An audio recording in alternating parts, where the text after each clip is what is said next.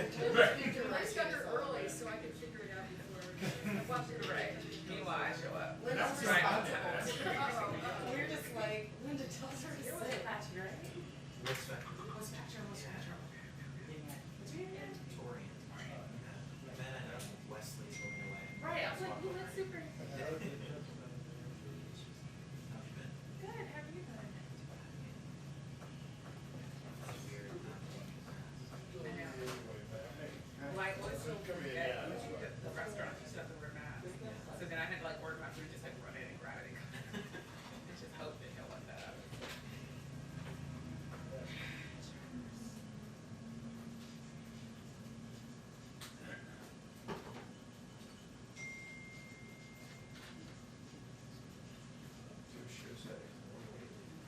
Man, you're gonna get another one on Friday. Christmas over here. How are you? I'm good. It's a good word. Well, you know, nice of them to drop a massive statement on COVID 5 minutes before Statements of speech. yeah, I guess that-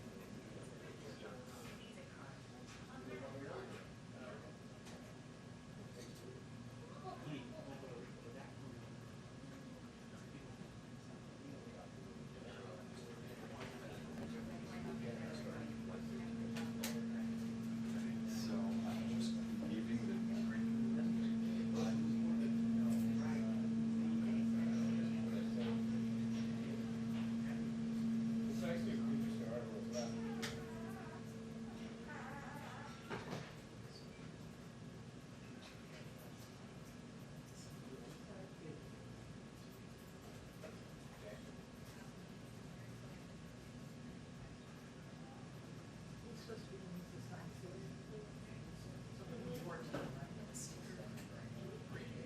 Pardon? Yeah. Oh, this is working. Oh, I can't. I did the exact same thing. Pardon? I did the exact same thing. Never I tried to mind. do it. That's great. It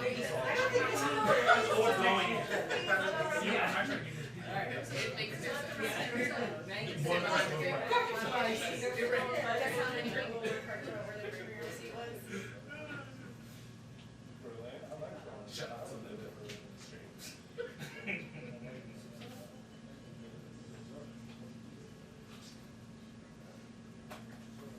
Huh? You just moved again? Are you kidding?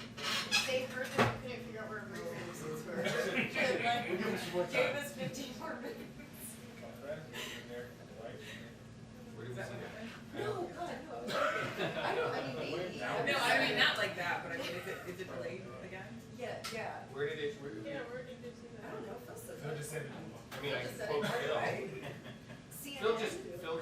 just like He just intuits doesn't wanna things. do it. It was a verbal CNN Chiron, like, that it was moving, but I don't, like, you're right, I don't have that independently. Yeah, when all the TV people were here, I was like, okay. Right. This is They know something. They've each got the Elon Musk chip in their head that communicates directly to them. I'm in my. Oh, there it is, Cold War 2. 115. Just came over. I clearly get my Cold Wars faster than you. Yes, you do. But not as fast as Phil, so, Yeah. you know, where am I? Actually, reverse that order.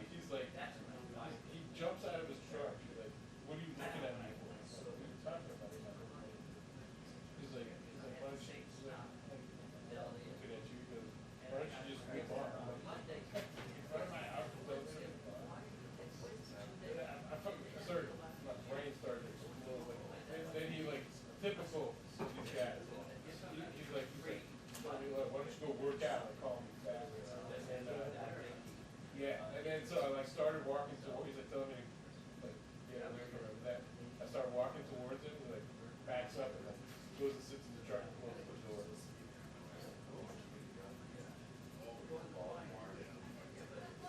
But I'm walking by his truck, he jumps out and tells me what I'm looking at. Like, how did that me start to fight?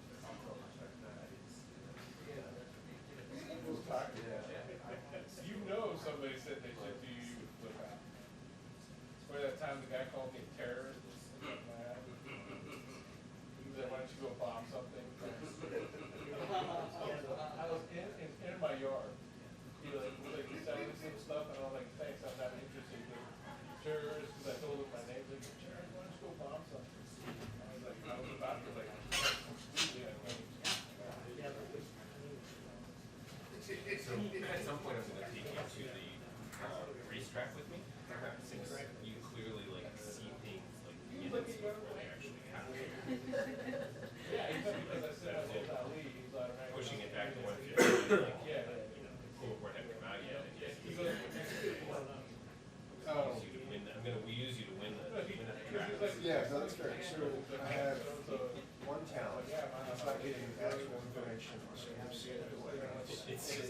It's listening when the briefing is gonna be delayed. Just great. Okay. Well, again, but if it works for horses, we can take it. I make no promises, but I will go to track. Dude, I have Michelle. Never play post.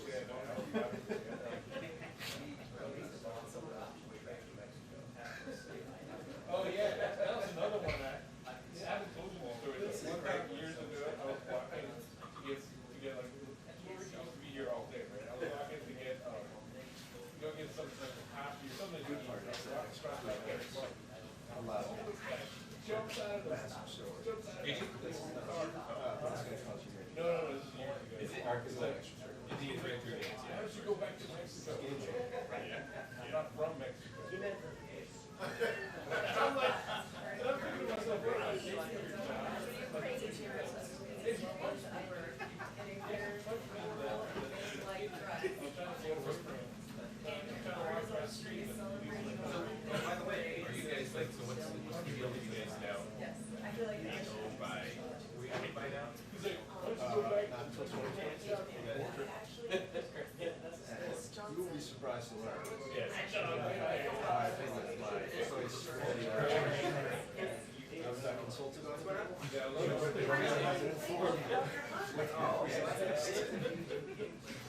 But I am excited that I believe we will be next year. I was gonna say.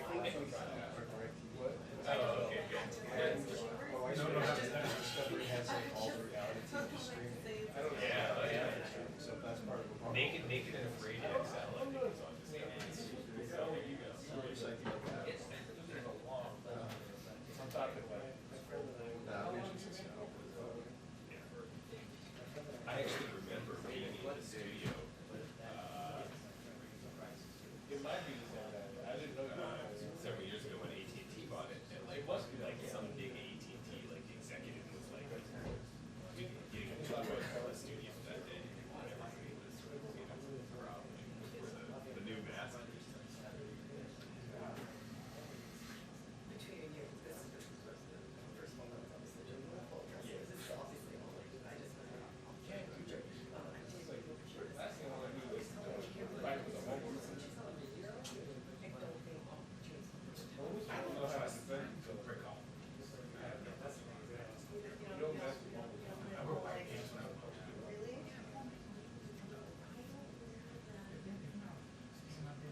Oh, sorry. No, June first, we're back to Is that right? for option sacralization. Because it seems like you can't wear that. yes, but I Yeah, Mark, how does it deal with I was sacralization? just saying, I was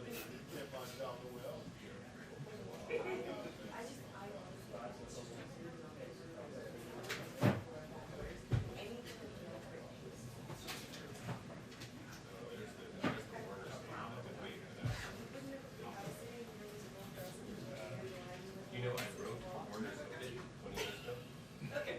You wrote the obit? Well, I did, and when he went into the hospital 20 years ago. You know, I'm trying to think about how many students I've read.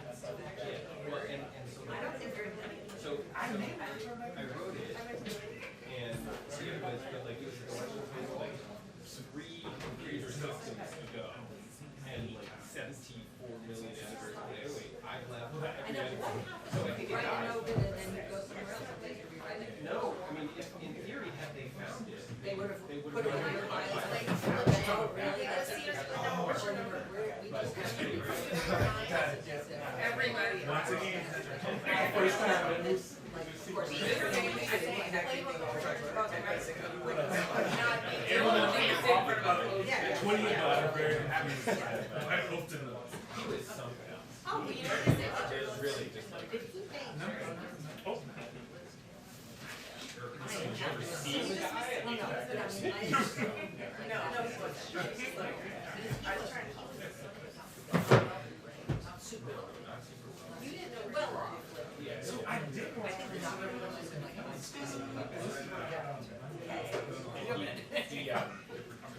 including Eugene.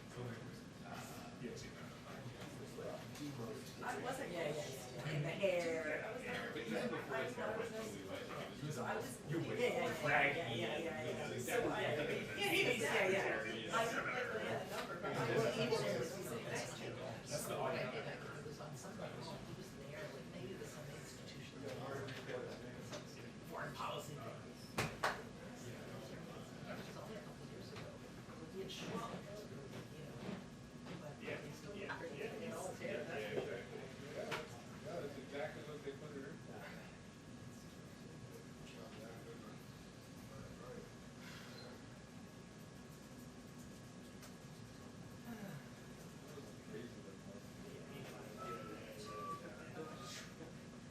Mary's still go back high school graduate. It was like a day like today, like hotter and more and outside.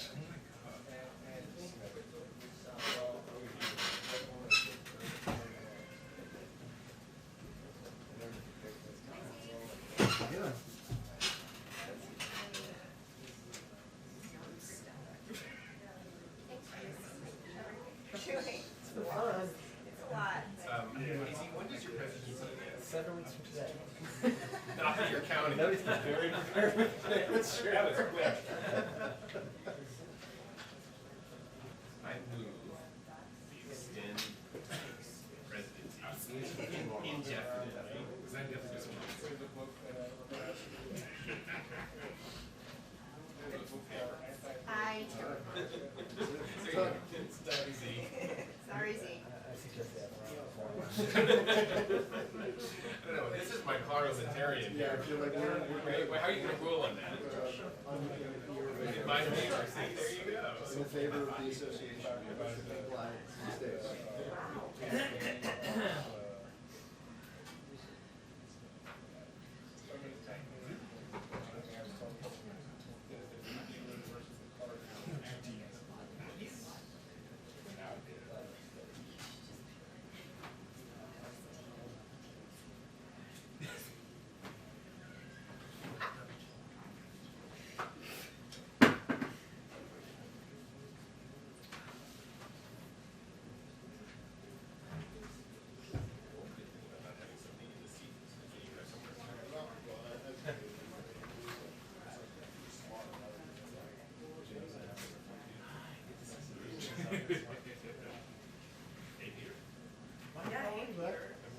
We were on TV.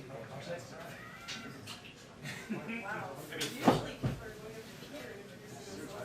over here and you just came back to it. I'm not having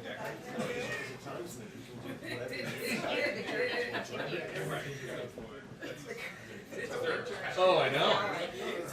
I know, the third day of our journey, so we'll see. How's everything? Doing all right?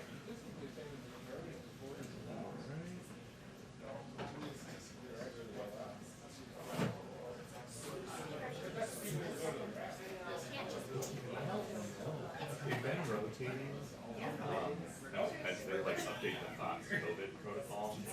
Somebody stays across the street, as they said, where John Roberts lives for now. but yeah, Is that shot behind him live? That's easy. yeah. Okay. I didn't know if that was. But it's the entrance is on High Street, Yeah. so he's pretty far away. Yeah. It's a cool view. Yeah, they gotta light you up good though, because they got a massive. It's light behind you. it's also really loud because they're doing construction at the Right, right, chamber. yeah. So I think we should get rid of things like Europe and that.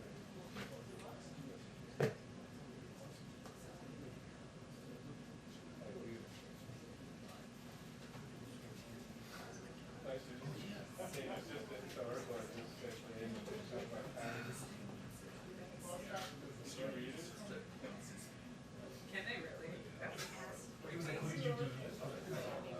I gotta get off. Right around. I'm like, I really see the binge watch. That's how they're getting the question. O's. It's my favorite show right now. O's. I'm so sad. I'm mourning the last one. I'm like, it's crazy man. Right with that. Yeah. Me too. I mean, I'm not sure what's happening. Yeah, yeah.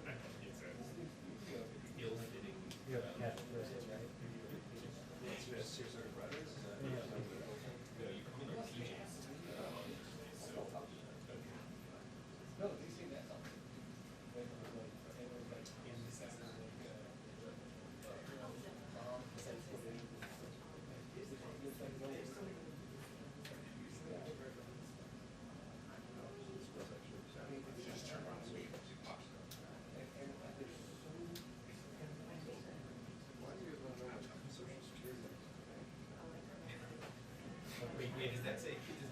Why did you say Zeke's personal Zeke.whca. We have a 2-minute warning on the press briefing, a 2-minute warning on the press briefing.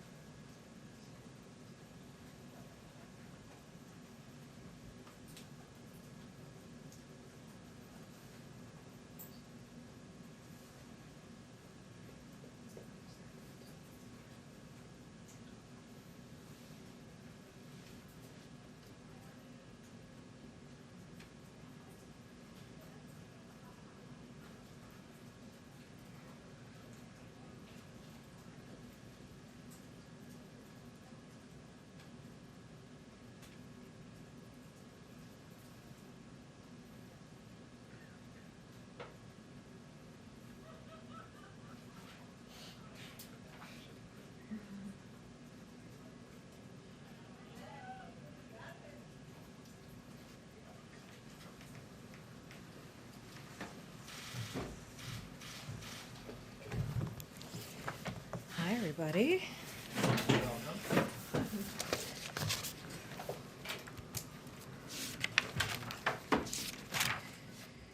Okay, good to see everyone. Have a couple of things for you guys at the top. Yesterday we made history. Kristen Clark was confirmed as the first woman and first woman of color to lead the Civil Rights Division at the Department of Justice. And Chiquita Brooks LaSure became the first Black person to be confirmed as administrator for the Centers for Medicare and Medicaid Services. Kristen's career was launched in the office that she now leads. She personally prosecuted crimes based on hatred and bigotry, human trafficking, domestic violence, and sexual assault. She has served at two of the nation's oldest civil rights organizations, where she worked on everything from voting rights to equal education and employment. At the Department of Justice, she will continue advancing civil rights progress, including on police reform. Chiquita is a lifelong public servant who has worked at OMB, on Capitol Hill, at HHS, and at CMS, where she helped implement the Affordable Care Act. Chiquita brings a wealth of knowledge to CMS, where she will work to strengthen Medicare and Medicaid, bring down health care costs for American families, and advance health equity in communities across the country. The president was proud to nominate Kristen and Chiquita for these positions, thanks the Senate for their bipartisan confirmation, and is honored to have them serve in these key leadership positions. As you all saw yesterday, we announced that next Tuesday, June 1st, the president will travel to Tulsa, Oklahoma, and deliver remarks to commemorate the 100th anniversary of the Black Wall Street Massacre. While there, he will meet with surviving members of the community, now between the ages of 101 to 107, and tour the Greenwood Culture Center. We'll have additional details as we get closer to Tuesday. As you all know, President Biden believes affordable, safe housing is the foundation upon which families build their lives. And he knows that stable housing will remain out of reach for tens of millions of Americans, even after COVID-19 pandemic and economic crises come to an end. Across the country, there is 300,000 unit gap in annual housing supply. 11 million families pay more than half their income on rent. 3 million families with children under 6 reside in homes with lead paint, and thousands of working families are displaced every year as a result of extreme weather fueled by climate change. These changes are even more severe in low-income communities and communities of color, which have been segregated, excluded, and neglected for generations. Investing in housing is an essential part of President Biden's strategy to grow strong, healthy communities in every zip code. So today, the administration is releasing 2 new fact sheets highlighting some of the key housing elements of the American Jobs Plan. The president's plan proposes a bold $213 billion investment in America's housing infrastructure through a number of federal programs and proposals with bipartisan support. This investment is paired with expansion of bipartisan tax credits and incentives to lower barriers to affordable housing in more and higher opportunity places across the country. Together, our estimates suggest this will enable the construction and modernization of more than 2 million affordable and sustainable places to live. Along the way, these investments will create and sustain hundreds of thousands of good-paying union jobs and provide employment and economic opportunities for residents of assisted housing. As you may have seen by now, today the president asked the intelligence community to redouble their efforts to collect and analyze information that could bring us closer to a definitive conclusion and to a report back to him in 90 days. Back in early 2020, the president called for the CDC to get access to China to learn about the virus so we could fight it more effectively. Getting to the bottom of the origin of this pandemic will help us understand how to prepare for the next pandemic and the next one. As we have done throughout our COVID response, we have been committed to a whole of government effort to ensure we're doing everything to both understand and end this pandemic and to prevent future pandemics. This is why the president is asking the U.S. intelligence community, in cooperation with other elements of our government, to redouble efforts to collect and analyze information that could bring the world closer to a definitive conclusion on the origin of the virus and deliver a report to him again in 90 days.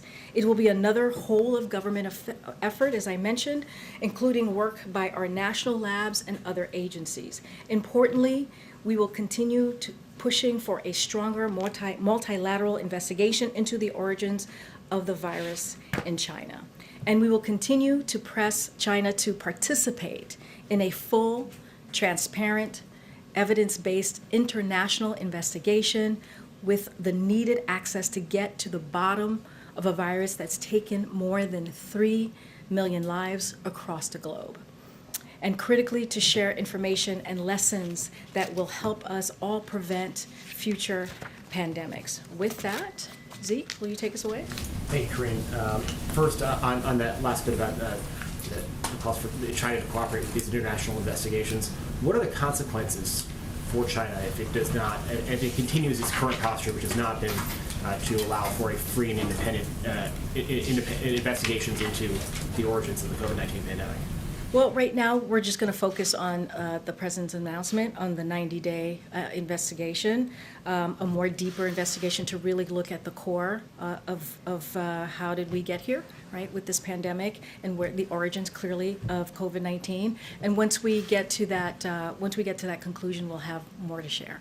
So, but in terms of cooperating with the WHO investigations, there's nothing new from the White House in terms of encouraging China or penalties for China if it does not cooperate with investigations going forward? I'm not going to prejudge or make any pre-announcements at this time. We're going to go with the 90-day investigation and see where it takes us from there. On that 90-day investigation, is the White House committing to making the results of that investigation public? We'll have more to share after the 90 days.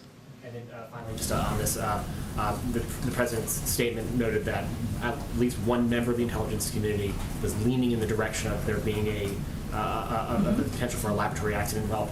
Which member of the intelligence community was that? I don't have that information to share with you right now. I think the most important thing is that the president has made a decision to make sure that to get to the core, right, to really figure out where did the origin come from, to do this additional 90-day review after asking his team to look into it in March. So he wants to take that next step. Yeah. Thank you. Has the president been briefed yet this morning on the shooting in San Jose, California, and any other details you can share with us? Who may have briefed him?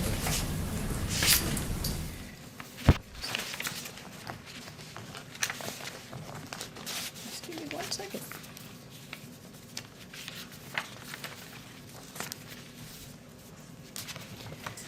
So the White House is monitoring the situation, and our hearts go out to the victims and their families.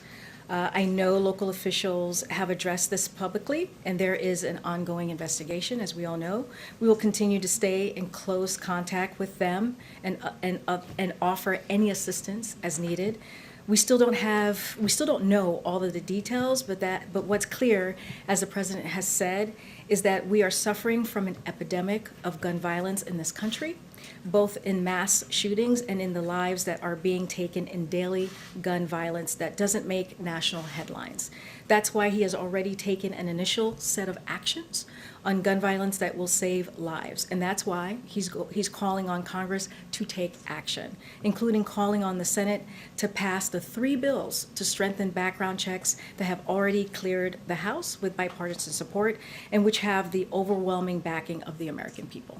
And on infrastructure, I know you're awaiting sort of the Republican counter proposal here. Any update, any more details you may have received on Republicans' next move here? Look, as we all know, this is negotiations working in this really funny way. We make an offer, they make a counter, and then we counter. So as you all know, we made our offer and our counter, and we're waiting to hear from Republicans, which we're hearing will happen shortly, what their counter will be. This is a process.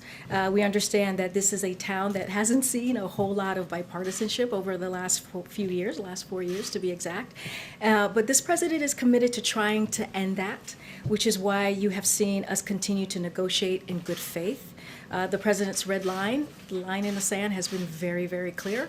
The way that he does not want to see, he does not want this to go, is without any action at all. So inaction is that red line, and he wants to make sure that we don't tax people who make like less than $400,000 a year. So we look forward to seeing what they come back with. One more on this. Senator Chris Coons, obviously a close ally of the president, someone who generally has a pretty good read on things over here. He has said that he thinks the Senate could pass $1 trillion proposal focused more on traditional infrastructure, splitting off some of the other items that the president has called for, and doing that just with Democratic support.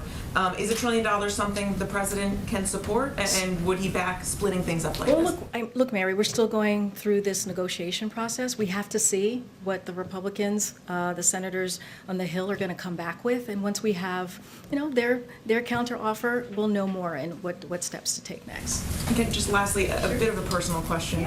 Your presence here today is making history. You are the first Black woman to stand behind that podium, speaking on behalf of the president in 30 years. Just wondering if you could share your reflections with us.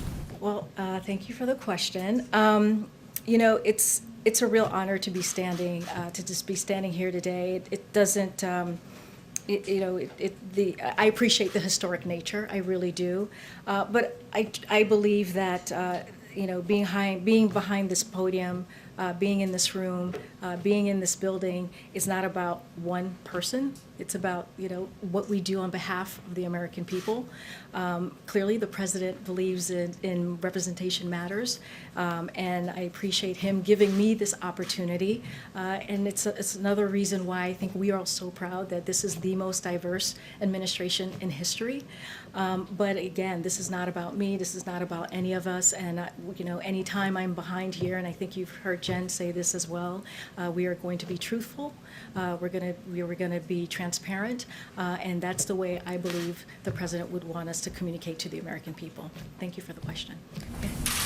Thanks, Karine. Welcome. The White House publicly is mostly focused on the WHO investigation into the origins. What changed from that to the president's statement today? Well, nothing has changed. If you think about it, as I mentioned in the readout, and I'm sure you saw in the statement, the president has asked his team to look into this back in March. So this is something that has been ongoing. We have been pretty vocal with WHO these past several months, and so this is just a continuation of what the president has been focused on. We're going to see what happens these next 90 days. As we just read out, it was inconclusive, so we need to get to the bottom of this. As we all know, we've lost almost 600,000 Americans to COVID-19, and we have to get a better sense of the origin of COVID-19, and also how do we prevent the next pandemic. And so that is the focus of this announcement that we put out this morning, the president put out this morning. When it comes to the IC, their conclusions or where they land on things hasn't actually changed that much in the last 12 years. Is the president concerned that the IC does not have enough visibility, even if they're redoubling their efforts into is there a collection problem there? Well, I think this is going to be the process, right? They have 90 days to kind of, get a deeper look on this, and then we'll have a better sense of where to take this next. I mean, I do want to go back for a second. We've gotten this question about the origins, and we've been pretty vocal, right? This administration, we didn't have access. China wasn't transparent enough. We have been saying that for a very long time, that China needed to provide more access to the lab, cooperate more fully with the scientific investigators, and we don't think that they have met that standard. So we've been clear that sound and technically critical theory should be thoroughly evaluated, and data before we can give a full pronouncement. So that's the one part, right? That's the WHO in China, and now the president has asked his team to do a 90-day review. And then just one quick one on infrastructure. Republicans have talked about repurposing COVID money as a potential pay for here. Does the administration think that's feasible? Is that something the president is willing to consider? So, Phil, as you know, we have not seen the counter proposal yet. We'll look forward to reviewing that. Seems like tomorrow that might happen. But, you know, the president has been clear that his line in the sand, as I just said, is raising taxes on Americans making more than $400,000 a year.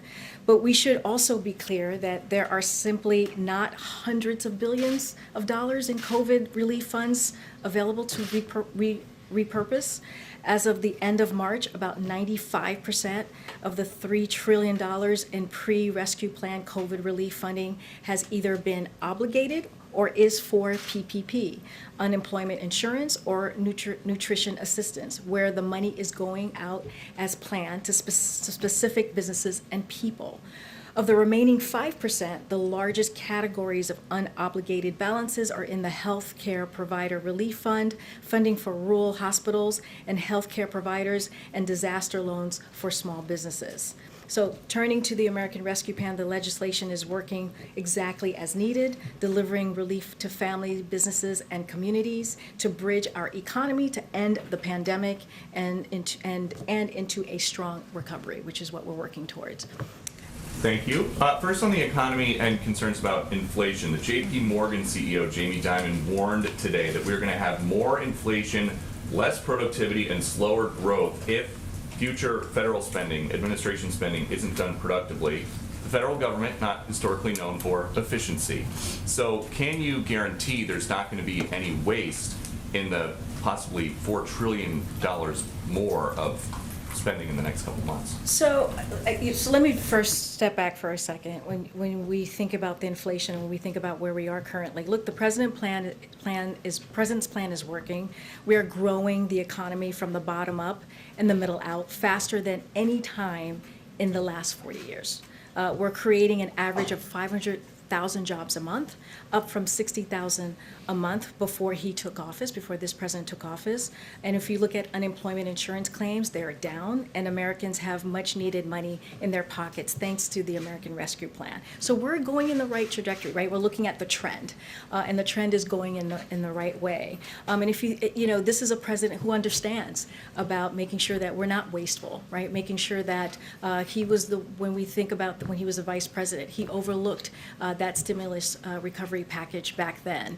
And so he made sure there was no corruption and no waste. And so he understands how this all works, and he has a team that will be on top of this as well. And I know that one of the big things for him is not to raise taxes on anybody that makes less than $400,000 a year. But if there is inflation because of wasteful spending or any other reason, and everything is more expensive for everybody, is there concern that that could be a tax on the poor, effectively? I just want to be really clear about the American Jobs Plan and the American Families Plan proposal. Look, both of those plans will create job opportunities for all Americans, rebuild our crumbling infrastructure, invest in research and development, and educate our children, and combat climate change. So these plans that we're talking about is actually an investment in our country, an investment in people, an investment in families that we need, that we have long needed, even before we saw what the pandemic has done to everyday Americans. And then just last one on COVID-19 origins. If it turns out that COVID-19 originated from some sort of a lab accident in China, which the president now says one element of the intel community thinks is possible, would the president seek to punish China?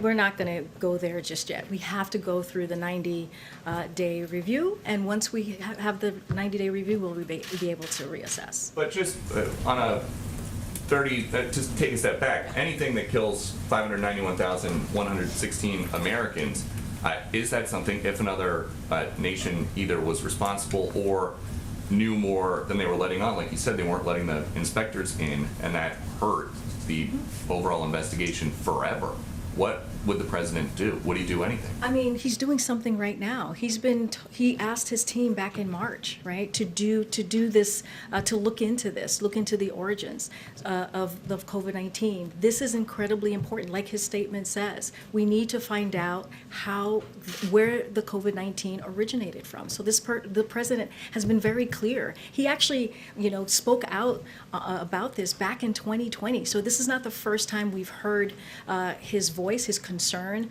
about the origins of COVID-19. So we're just taking the next step. I'm just not going to prejudge. I'm not going to make a statement until, until we know what happens after this 90-day review. Thanks for hearing. Karine, welcome. Hey. As for the opening statement, we received a statement on the origins of COVID-19 from the president, where he said, among other things, that this report may include specific questions for China. Given China's lack of transparency as it relates to the WHO joint study, why does President Biden think that China would answer the questions that the U.S. wants as it relates to the origin of COVID-19? Look, the COVID-19 pandemic has taken, I think, 1.3 million lives globally, 600,000 American lives about.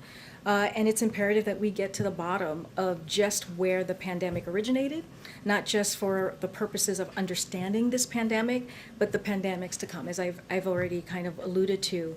And so this is something that we're going to, continue to have conversations on. This is a global effort. It's not just United States alone as we're working with the WHO. This is our process here with the 90-day that I just mentioned review. But we're just going to continue to work with WHO. And WHO is going to continue to work with China on this. So I understand why we want it to get done, but why do we think that China would cooperate?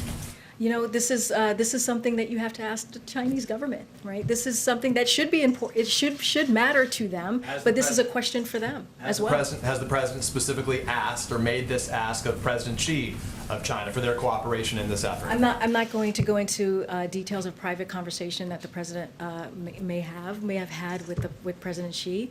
All I can say today is that we're going to do this 90-day review, and this is what the president asked for, and we'll see where it takes us. If not the president, has the White House made this ask of the Chinese government more broadly? Again, I don't have anything to preview for you. Let me ask you about Belarus, if I can, very quickly. The president said yesterday, I think his specific language was that sanctions, it's in play, he said, of sanctions. Has the White House, this administration, made any final decisions about possible sanctions against Belarus?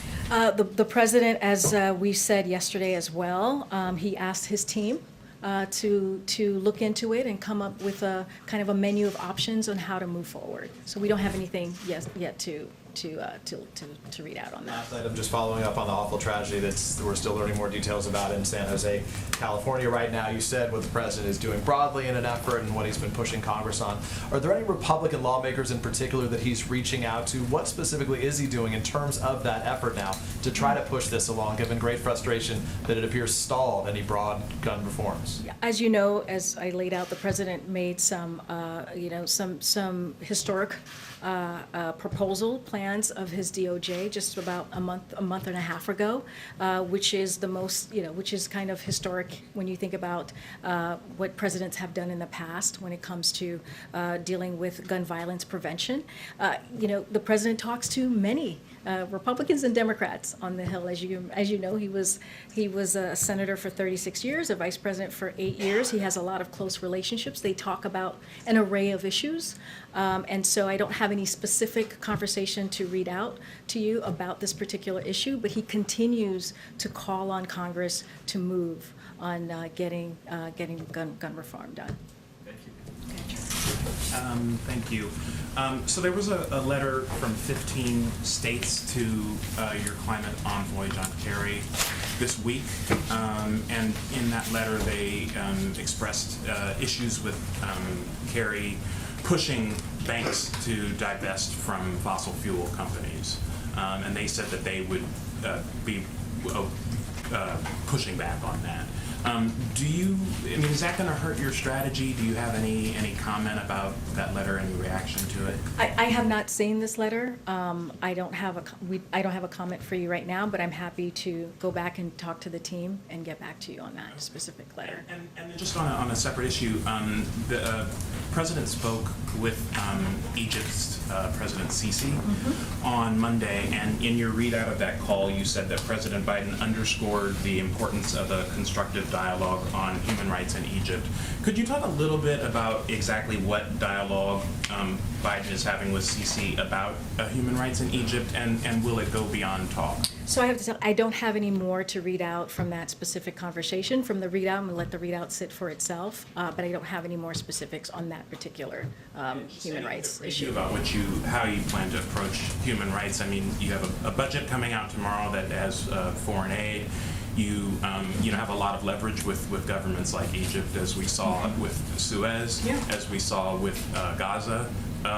Is there scope for the White House to put pressure on you? Well, as you can imagine, our one of the things that the president really puts front and center is his relationships, his deep, long relationships with many of the leaders, clearly across the globe.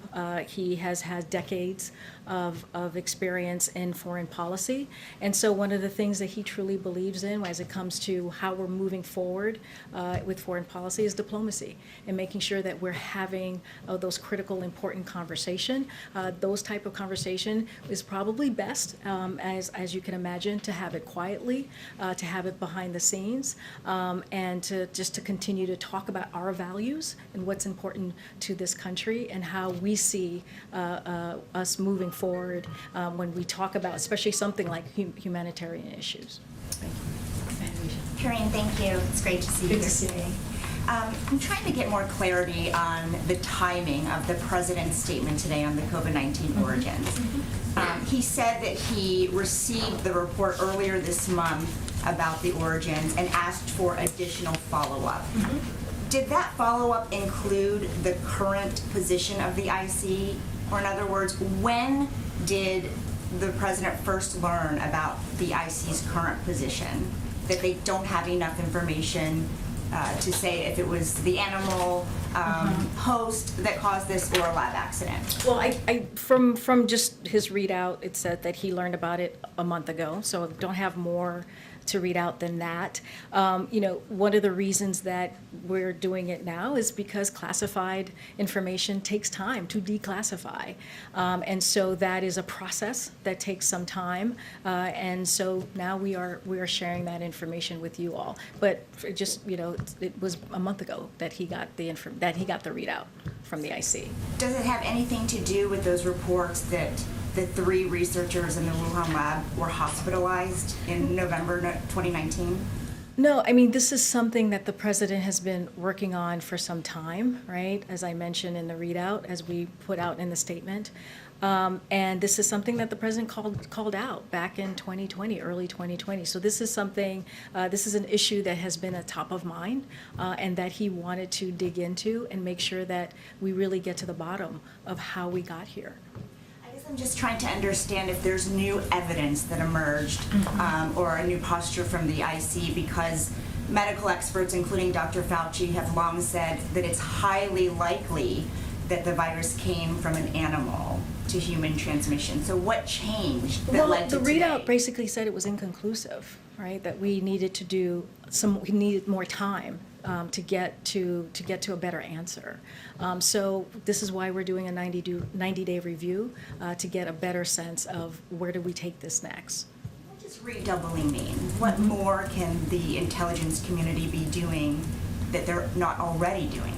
Well, I think, we've talked about making sure that we are getting the data, right, from China, right, making sure that we're getting more information so we can, it's hard to prejudge these things, right? It's hard to make pronouncements of something when you don't have all the information that you need. So this is going to take some time. This is going to continue to work with the WHO as well. These are not mutually exclusive. These are happening at the same time. So it's going to take more collaboration and more conversations as well. Just one quick one on Belarus. Raman Pratasevich's mother has issued an urgent plea to world leaders to help free her son, saying, please save him.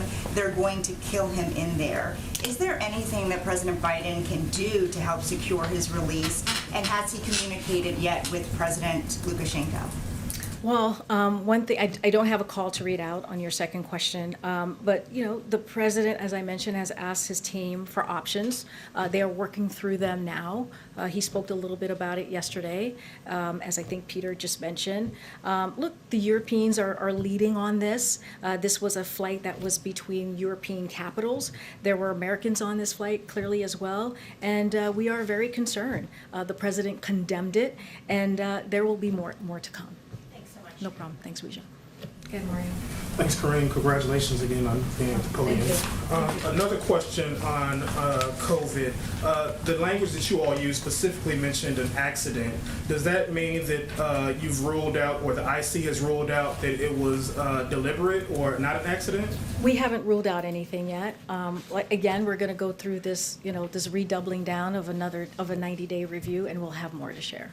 And then what makes the president confident that the IC community, the intelligence community rather, can come up with more better evidence in the next 90 days, given it's been working on this for the better part of the past year?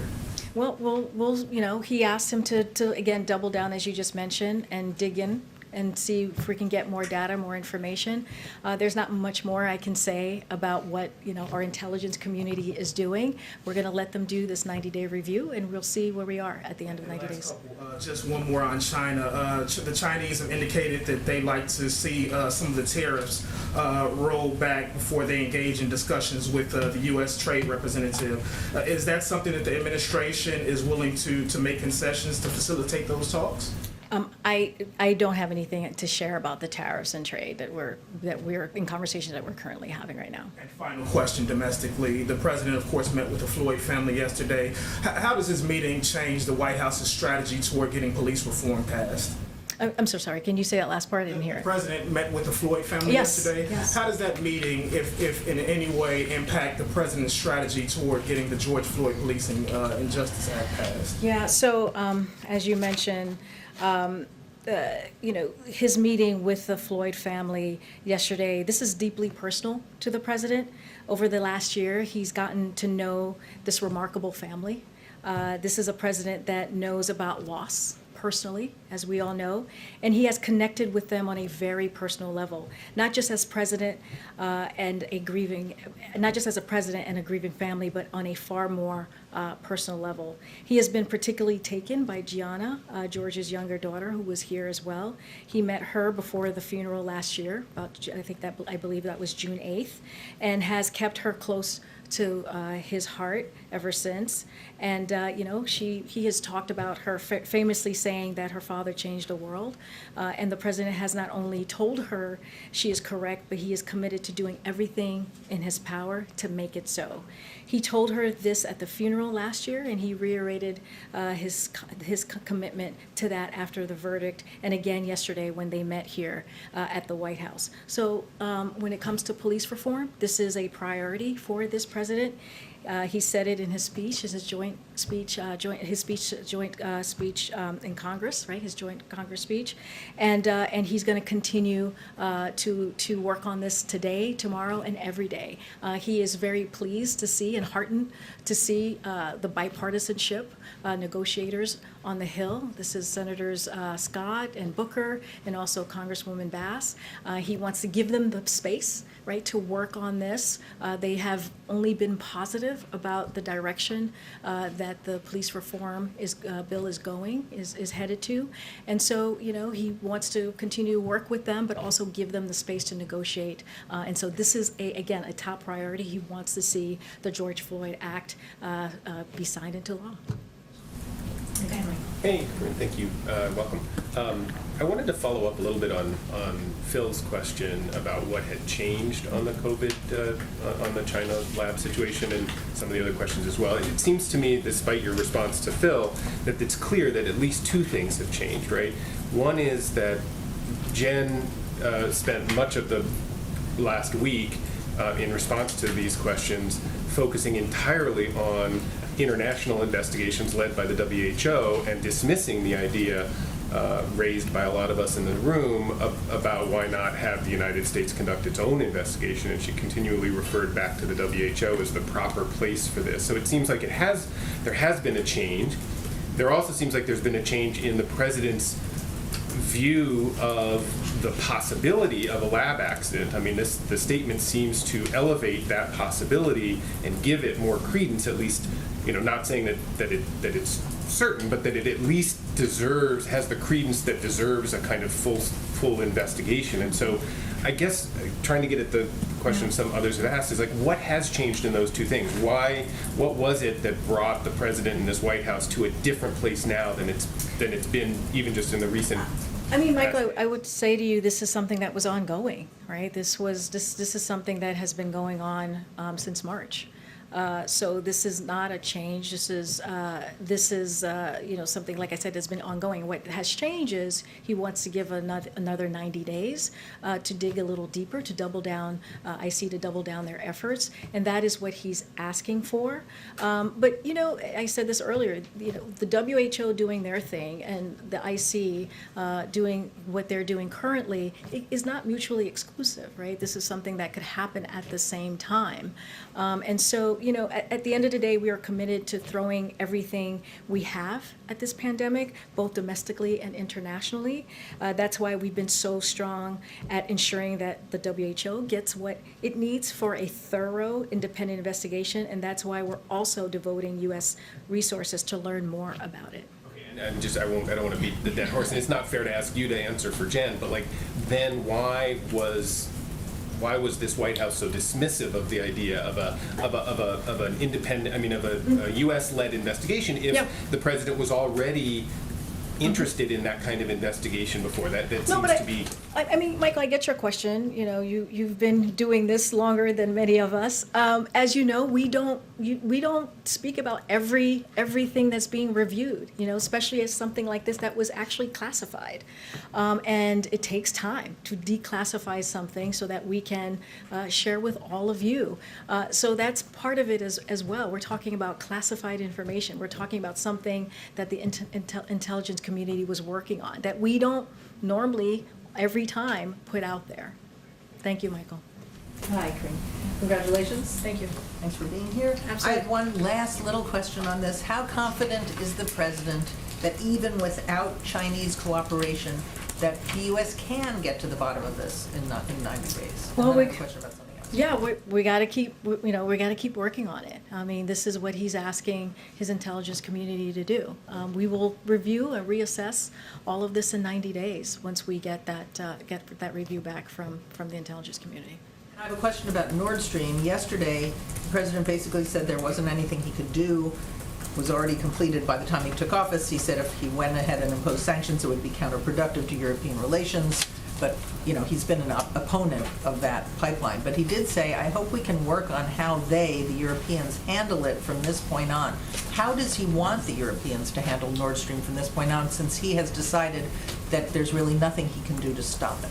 Well, just to step back for a second, Nord Stream was like 95% done, right? So before he even stepped in, and I talked earlier about diplomacy. There's sometimes you have to do things in a different way, right? We all have, we have these relationships that we are rebuilding as well, especially after the last couple of years, and so this is going to be a process.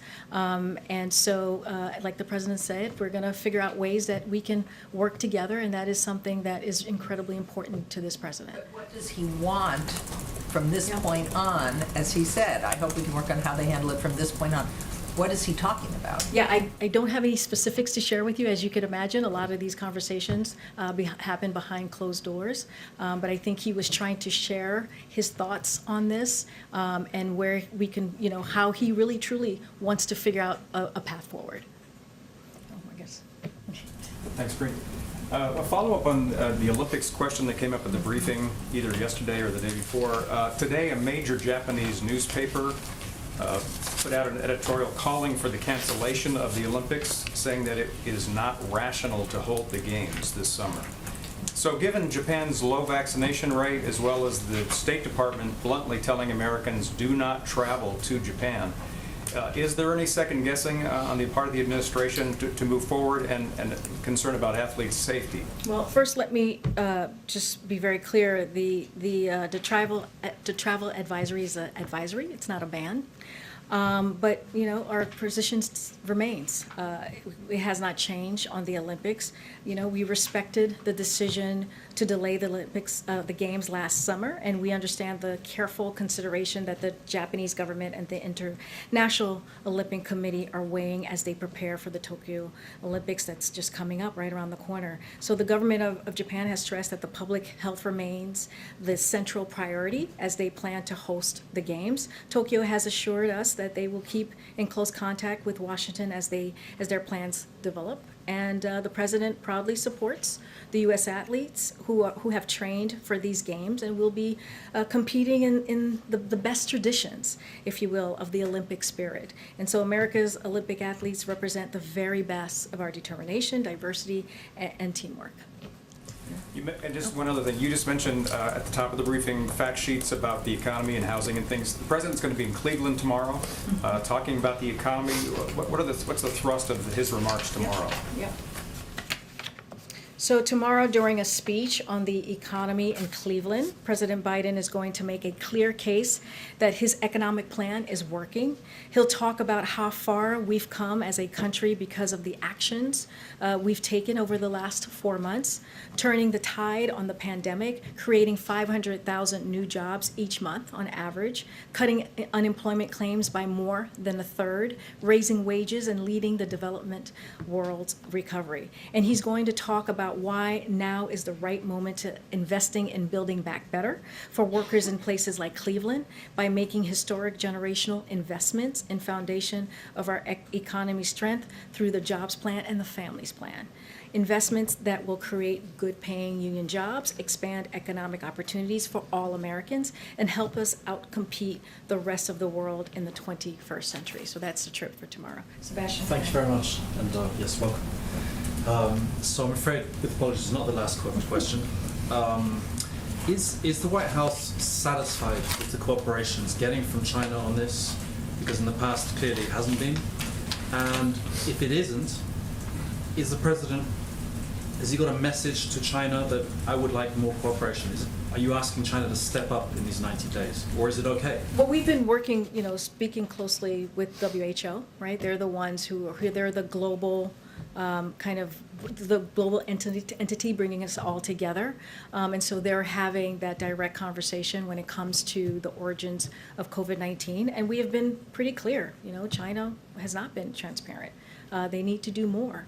And so that's what we've been, I think, very vocal about these past several months, and we'll continue to do so. Thank you. And another question on the Olympics as well. Just to put the same question a slightly different way. A large majority of the Japanese, according to the polls, are against it, and it's pretty consistent. You've got some prominent businesses against it. You've got a large part of the medical community against it, and now you've got this newspaper, which is one of the sponsors of the Olympics, against it. Is there a point at which the administration says, look, we just don't want to basically offend the Japanese people, even if the government is saying it's okay, or are you just going to follow their government's guidance and just go along with what they say? I mean, it really goes back to what I was saying earlier, is that, we truly respect the decision, to delay it last year, and the government of Japan has stressed that public health remains a central priority. And so that is the commitment that they made to us. And to other countries where they will have athletes attending the Olympics in just a few weeks, and so that's pretty much where we are. We really truly we trust what the government of Japan has stated to us. Thanks and congratulations again. Thank you.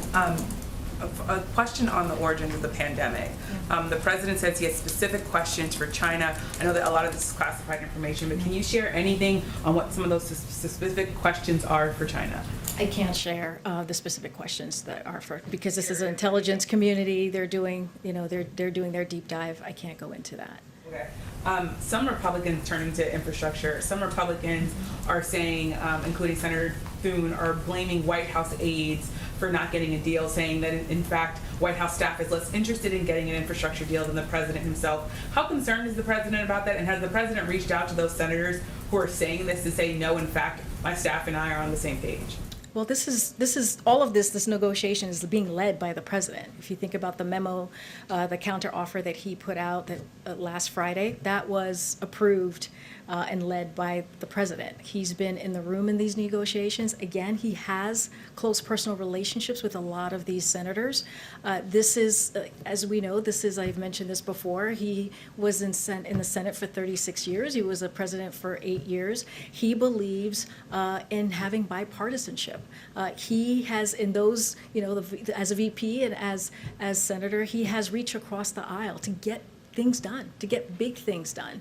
And so this is how he sees this moment. This is an infrastructure, infrastructure is a bipartisan issue. This is something that Democrats, Independents, and Republicans truly care about. We're talking about investing in our country, investing in people, investing in roads, right? Investing in bridges. This is something that will have a long-lasting effect, something that we haven't done in a generation. So this is something that we believe, he believes, more importantly, that should have bipartisan support, and that's what he's going for. And thus far, we are seeing negotiation happening. We're waiting to hear the counteroffer from senators on the other side, Republican senators. And so once we get that counteroffer, we'll have more to share. Ask you about COVID and equity. I know there are, of course, COVID briefings, but the share of Black people who are making up the new coronavirus cases in cities like DC has risen sharply, and this is after the vaccines were widely available. In DC now, 80% of the new COVID cases are Black people. How concerned is the president about that, and does he see that as a failure, his responsibility, specifically when it comes to the number of Black people that we're seeing now get COVID? So it's a great question, Yamiche. Earlier this week, Jen talked about the wartime kind of response that we've had to COVID-19 and the successes. We've actually seen some great successes on getting people vaccinated, but we still have a lot of work to do, right? We have, the president made a pledge to have 70% of Americans by July 4th have at least one dose in arms, 160 million Americans fully vaccinated. And so that means that we have to bring everyone along. And as you just iterated, the president puts equity in everything that we do. Equity, we have a equity task force. There's a reason why we have that, because we want to make sure we don't leave communities behind. And so one of the things that we're doing and we're continuing to do is we've got to meet people where they are. That's why now in many pharmacies you can walk in and get that vaccine. It is free. It's something that clearly we're working really closely with states and local governments on. We have mobile units in communities do not have access to close access to CVS, or maybe don't even have a doctor to go to. So we have made it so that we're meeting people where we are. And one thing that we have learned: the more people who get vaccinated, the more of the confidence of the vaccine. You see that number going up. So we do have a lot of work to do, but we also have some successes that we can point to, that we can continue to replicate and continue to get out there and make sure we bring all communities along. If I could with a quick follow-up. Yeah, absolutely. You said that the president, and it's true, of course, the president's put equity at all the center of a lot of what he's done on the pandemic. Of course, these numbers, though, tell a different story, just in terms of, again, here in DC, 1 in 10, I should say 8 in 10 people, the new cases are Black people. What's the disconnect there that you think? What's failing? What's broken? What could be happening more to prevent the numbers from going in the direction that they are? Yeah, look, as I said, we still have a lot of work to do. That's very critical and important, and it's alarming, those numbers, right? Because like I said, in order to get back to normal, we have to bring everyone along. All communities need to get vaccinated, and we have to be able to do that in a way that, like I said, we don't leave people behind. But I think one of the things that we are doing is making sure that we have those trusted voices on the ground, making sure we have a community core, more than 6,000 people, where we have people who are in those local communities that are continuing to have those conversations with people who have hesitancy, with people who may not know or have the full information. And so this is what we are continuing to do. And this is not lost on us, right? Like I said, that those numbers are alarming, and we're going to continue to do the work. It's not done yet. We are not done yet. Thanks, Greg. Oh, thank you. Okay, I'll take this last question. Karine, hi, Tony Yeah. Small with Spectrum News. Congratulations, by the way. I have to start by apologizing because I'm going to ask about the COVID origins again. But you said you were confident, the administration is confident in U.S. investigation into this. But are you guys confident in the World Health Organization's credibility? This statement greatly differs from the findings that the organization has put out. They said it was extremely unlikely that this came from a lab leak. Is the administration going to call on the World Health Organization to call for a new investigation, an independent investigation? How confident in the results that you're finding that? Yeah, I mean, we've been very clear on that. We've been very clear with the WHO to continue to get to the bottom of this, to get the additional data that we need to figure out where the origin of COVID is from or came from. And so this is like I said, we've been in vocal. We're going to continue working with the WHO. We rejoined the WHO once very early on, and one of the reasons why we did that is to be able to hold them accountable as well, right? This is a global institution that brings everyone together, and so it's important that we get. It's important that they have the information, they get the information, so we know how to move forward. One question on the budget. Progressives in Congress are calling on the Biden administration to slash funding to the Pentagon's budget. Representative Mark Pocan specifically called on the president to cut about $50 billion from the defense budget because of the president's announcement to pull troops out of Afghanistan. Is this something that President Biden is considering? So let me just say that we'll be announcing and rolling out the president's proposed budget this coming Friday. And I'm not going to get too far ahead of that. What I will say is the president's proposed budget will outline how he is proposing to pay for a range of the plans the president has put forward. And he's clearly talked about and remains committed to his campaign pledge of pushing for a public option of prescription drugs, something he talked about in his joint session address, and other items, not just that one. But every entity may not be reflected in this budget. But again, I don't want to get ahead of the president who will be putting out his budget on Friday. All right. Thank you. Thank you, guys. Thanks. Thank you, guys. Thank you, guys. Thank you, guys. Dr. Fauci. Congress, is the president going to fire him? Oh my God.